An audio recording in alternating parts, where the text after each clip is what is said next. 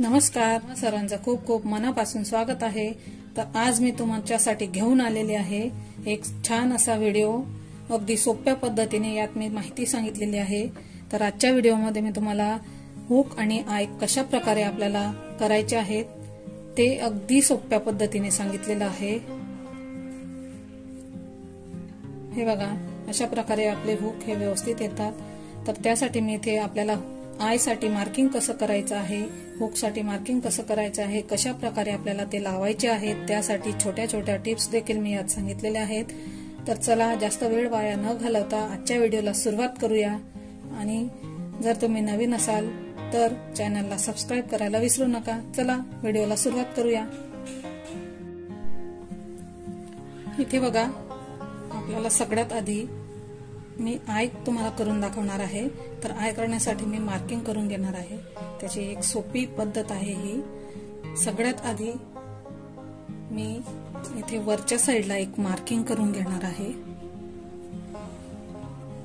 त्यानंतर एक खालच्या साइडला मार्किंग करायची आहे आणि नंतर मग आपल्याला सेंटर साठी एक मार्किंग करायची आहे। ही मार्किंग करण्याआधी तुम्हाला एक गोष्ट सांगायची आहे।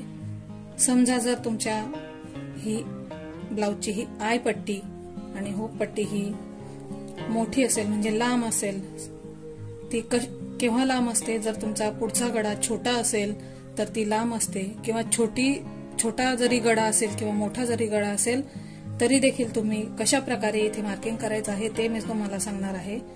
जर तुमची ही पट्टी मोठी असेल तर तुम्हाला हुक किती लावायचे ते देखील मी तुम्हाला सांगणार आहे, आणि छोटी असेल तर किती लावायचे ते देखील सांगणार आहे।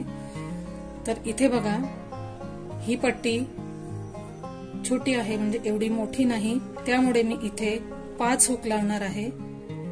तर बघा, इथे सेंटर खाली आणि वर आणि खाली मी इथे मार्किंग करून घेतलेलं आहे। इथे सेंटरला मी आता मार्किंग करणार आहे।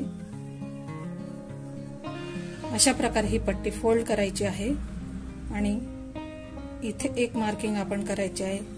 हे बघा, इथे ही मार्किंग झालेली आहे। आता हा जो आपला सेंटर आहे घेतलेला, म्हणजे सेंटरची मार्किंग आहे, तर त्या मार्किंग पर्यंत हा जो वरचा भाग आहे तो अशा प्रकारे आपण फोल्ड करायचा आहे। आणि त्यानंतर मग इथे मार्किंग करून घ्यायचे आहे। हे बघा, हा आपला दुसरा आय झाला। आता पुन्हा या पॉइंट पर्यंत हा भाग असा फोल्ड करायचा आहे आणि नंतर मग इथे मार्किंग करून घ्यायचं आहे। तुम्ही जर नव्याने ब्लाउज शिवायला सुरुवात केलेली असेल तर तुम्ही अशा प्रकारे मार्किंग करा, आणि जर तुम्हाला ब्लाउज शिवायची म्हणजे ब्लाउज जर तुम्ही शिवायला लागलात तर तुम्हाला हुक आणि आय करायची देखील प्रॅक्टिस झालेली असते, तर तुम्हाला अशा प्रकारच्या मार्किंगची गरज नसते। जर तुम्ही नव्याने शिवत असाल तर अशाच प्रकारे मार्किंग करून बघा। हे बघा, ही मार्किंग झालेली आहे।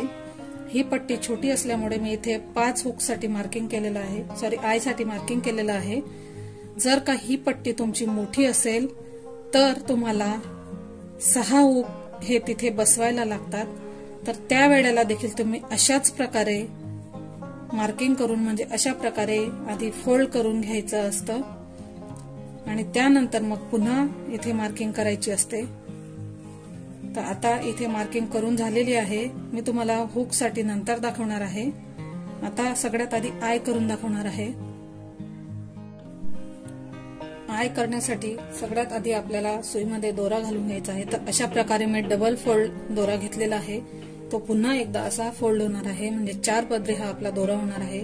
नेहमी हुक आणि आय करताना 4 पदरी दोराच आपण घ्यायचा असतो। तर हे बघा, मी इथे अशा प्रकारे हा दोरा घेतला आहे। तर आता मी सुईमध्ये घालून घेणार आहे। हे बघा, अशा प्रकारे दोरा सुईमध्ये घालून झाला आहे। सगळ्यात आधी मी तुम्हाला वरचा आय करून एक आय करून दाखवणार आहे। तर त्यासाठी इथे खालून आपण अशा प्रकारे सुई घालायची आहे, आणि नेहमी लक्षात ठेवा, ही जी आपली लाईन असते, शिलाई असते, तर त्याला लागूनच आपल्याला आय करायचा असतो। हे बघा, पुन्हा 2 पॉइंटचं अंतर सोडून अशा प्रकारे आपल्याला सुई घालायची आहे। हे पहा, आता परत एकदा आपण हा जो पॉइंट आहे तिथून आपल्याला अशा प्रकारे सुई एकदा घालायची आहे। हे बघा, आता हा दोरा आपण असा ठेवायचा आणि सुई यामध्ये अशी आपण घालायची आहे। हा दोरा असा आपल्याला ठेवायचा नाही, तर तो असाच ठेवायचा आहे आणि सुई अशी घालून हा दोरा खेचायचा आहे आणि याला अशा प्रकारे टाईट करायचा आहे। अशाच प्रकारे संपूर्ण टाके घालून घ्यायचे आहेत। अशा प्रकारे जर तुम्ही आय केले तर हे अगदी व्यवस्थित होतात।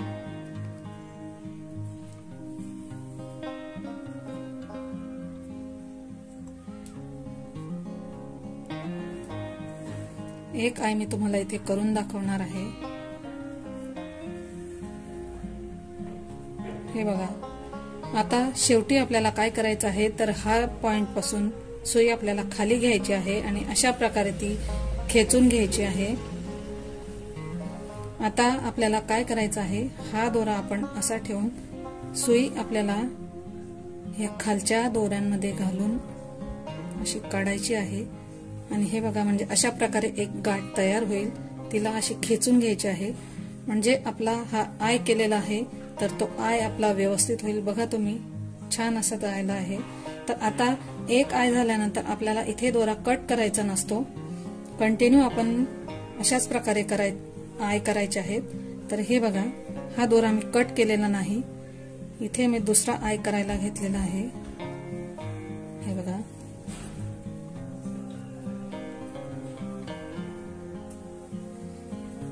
तुम्ही बघू शकता इथे मी दोरा कट केलेला नाही। तर अशाच प्रकारे सर्व आय करून घ्यायचे आहेत। इथे मी सर्व आय करून घेणार आहे। इथे बघा, सर्व आय करून झालेले आहेत, 5 आय मी इथे केलेले आहेत। तर आता हा दोरा कट न करता आपण पुन्हा ह्या आयच्या बाजूला अगदी इथे पाव ते अर्धा इंच देखील अंतर तुम्ही सोडलं तरी चालेल। इथे एक आय पुन्हा एक करून घ्यायचा आहे। इथे मी एक आय पुन्हा करून घेणार आहे। हे बघा, इथे देखील एक आय करून झालेला आहे। आता इथे आपल्याला जशी आपण इथे सर्व ठिकाणी गाठ मारलेली आहे तर त्याच प्रकारे 2 गाठी आपल्याला इथे टाकायच्या आहेत। पुन्हा एक गाठ टाकायची आहे। आता आपले आय व्यवस्थित तयार झालेले आहेत। हा दोरा मी आता कट करून घेणार आहे।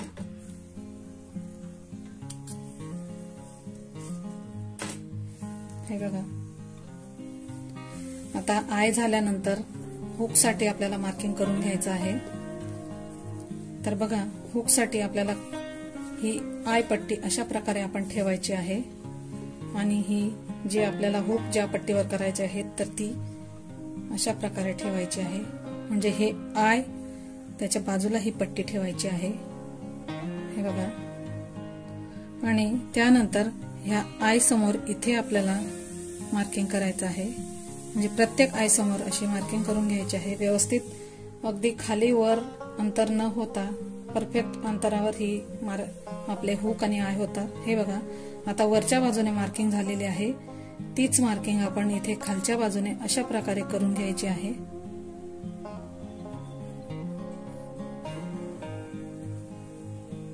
अशा प्रकारे मार्किंग केल्यावर खाली वर आपले हुक आय होत नाही। हे बघा, ज्याप्रमाणे आपण आय करण्यासाठी 4 पदरी दोरा घेतलेला होता त्याचप्रमाणे याच्यासाठी देखील 4 पदरी दोरा मी सुईमध्ये ओवून घेणार आहे। अशा प्रकारे दोरा ओवून झाल्यानंतर आता आपल्याला हुक लावायचे आहे। तर तुम्ही खालच्या बाजूने देखील सुरुवात करू शकता किंवा वरच्या बाजूने देखील। मी नेहमी वरच्या बाजूनेच सुरुवात करून लावते। तर बघा, हुक लावताना नेहमी इथे आपली ही जी पट्टी असते तर त्यापासून अगदी 1 पॉइंट एवढं अंतर आपल्याला सोडून मग हा हुक लावायचा असतो। हे बघा, अशा प्रकारे, जेणेकरून म्हणजे हा हुक अशा प्रकारे खाली का लावायचा तर मी ते तुम्हाला संपूर्ण हुक लावल्यानंतर सांगणार आहे। त्या प्रकारे हुक ठेवल्यानंतर हा वरचा भाग आहे, तर इथे आपल्याला पॅक थोडं पकडून ठेवायचं आहे आणि इथून आपल्याला सुरुवात करायची आहे. तर हे बघा,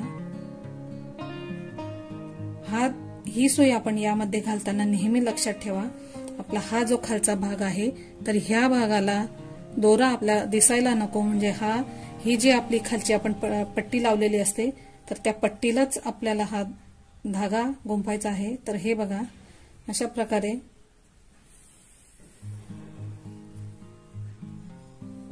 तर अशाच प्रकारचे 4 टाके इकडे आणि 4 टाके इकडे टाकायचे आहे, म्हणजे अगदी व्यवस्थित फिट होतो आपला हुक.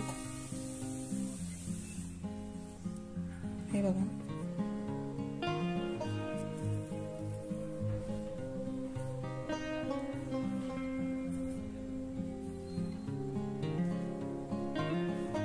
एक हुक जसं मी तुम्हाला एक आय करून दाखवलेला आहे तशाच प्रकारे मी तुम्हाला एक हुक देखील लावून दाखवणार आहे.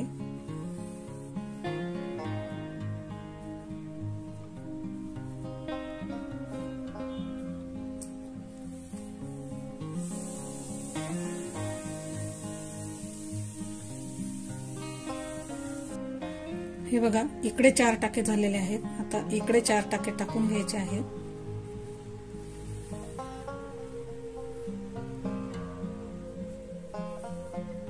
एकदा आपल्याला अशा प्रकारे होऊन मग हा टाका फिट करायचा असतो. 2 टाके झाले आहेत.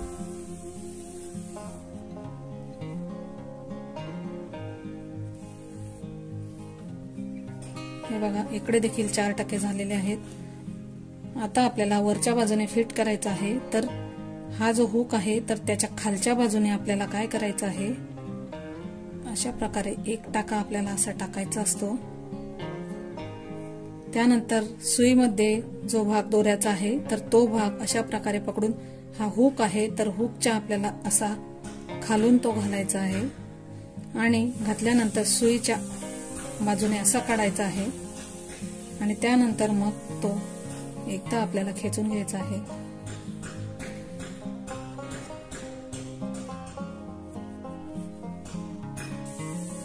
हे बघा, एकदा अशा प्रकारे खेचल्यानंतर तो दोरा असा आपल्याला या बोटाखाली धरायचा आहे. पुन्हा एक टाका आपल्याला तशाच प्रकारे एकदा टाकायचा आहे.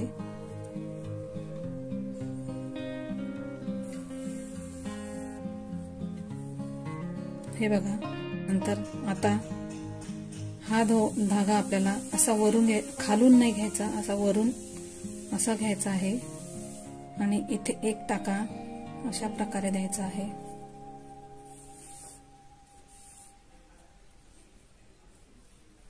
हे बघा, असा खेचून घ्यायचा आहे. इथे टाकून झाल्यानंतर आता आपल्याला वरच्या बाजूने न घेता हा धागा अशा प्रकारे खालून घ्यायचा आहे.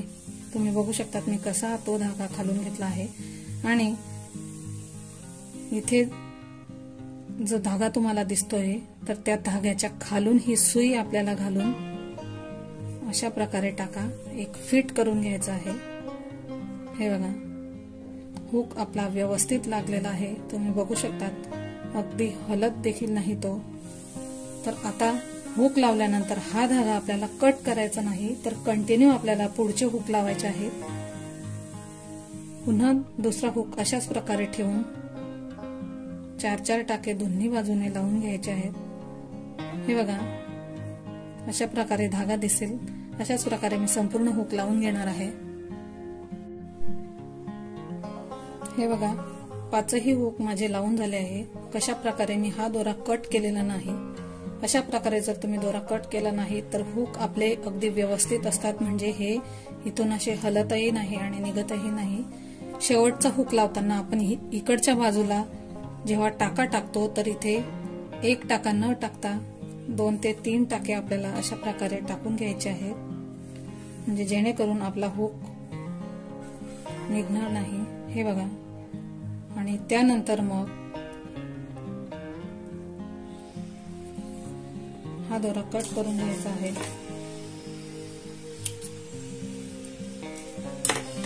हे बघा, अशा प्रकारे संपूर्ण हुक आपले लावून झालेले आहे. तुम्ही अशाच प्रकारे हुक लावून बघा.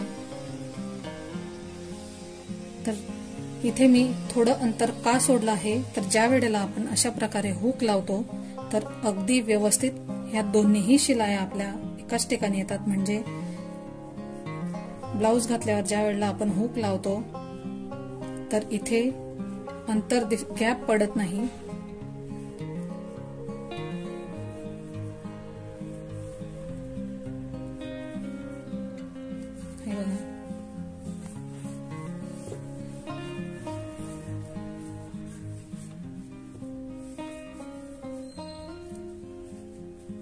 हे बघा, अशा प्रकारे हुक व्यवस्थित आपले येतात।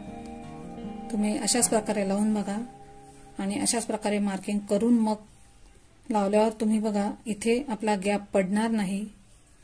जर तुम्ही ह्या हुक लावताना जर कमी जास्त अंतर ठेवलं तर अशा प्रकारे आपलं ब्लाउज हे खेचलं जातं आणि इथे गॅप पडतो, म्हणजे आपल्याला ब्लाउज घातल्यानंतर थोडं अवघडल्यासारखं होतं। त्यामुळे अशा प्रकारे मार्किंग करून हुक लावा आणि कमेंटद्वारे मला कळवायला विसरू नका।